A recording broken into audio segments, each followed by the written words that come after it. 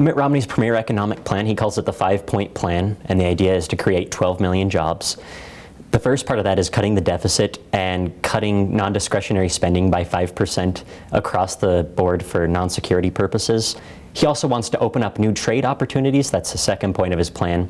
Open up new opportunities in Latin America. The third part of the plan is making sure that people have the job skills necessary to go out and get a job. And so that includes strengthening K through 12 education. The fourth point is creating energy independence on the North American continent by 2020. And the fifth point is championing small business. That includes reducing taxes. When Obama inherited the Bush economy, the economy was bleeding 800,000 jobs a month, which is the worst since the Great Depression. So he inherited something that he had to fix, even though it was not his fault.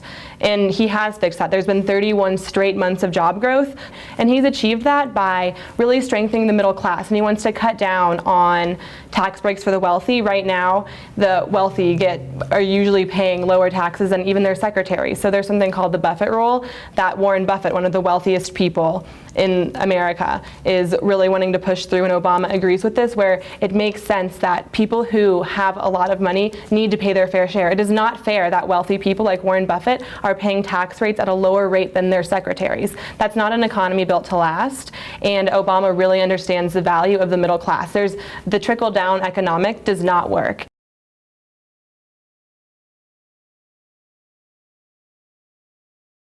Since Obama has been in office, there have been 5.2 million private sector jobs that have been created, and he has decreased the unemployment rate to under 8%. To cut down on unemployment right now, Obama's main concern is really strengthening the middle class. Well, I think that really kind of harkens back to his 5-point economic plan. It includes strengthening our education system.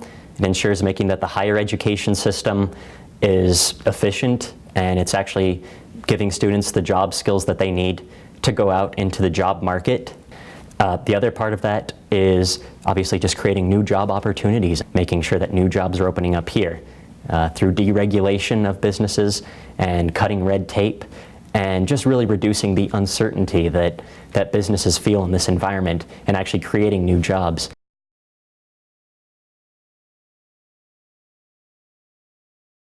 So for K through 12 education, he champions something called the DC Opportunity Scholarship for a college education for the university level.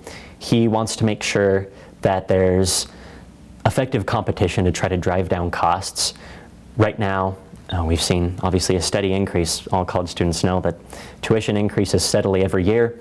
Mitt Romney wants to try to alleviate that. Since being in office, Obama has already implemented measures that have really benefited education. He understands that a high-quality education that is available for Americans is what's really going to help the economy and help us reduce the deficit. And he's already doubled the amount of Pell Grants that students get. And Obama has also capped the federal loan repayment program for students that are graduating from college, so they no longer are going to be drowning in debt.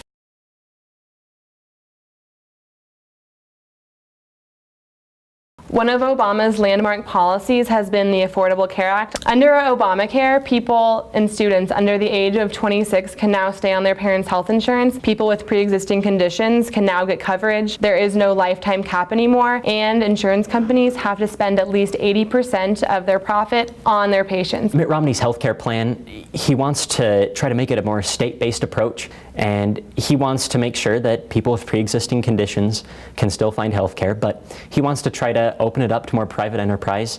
He wants citizens to be able to reach across state lines to buy healthcare, while also allowing the flexibility for states to really be able to craft the healthcare policy that's right for them, rather than a federal mandate that's kind of coming down from the top.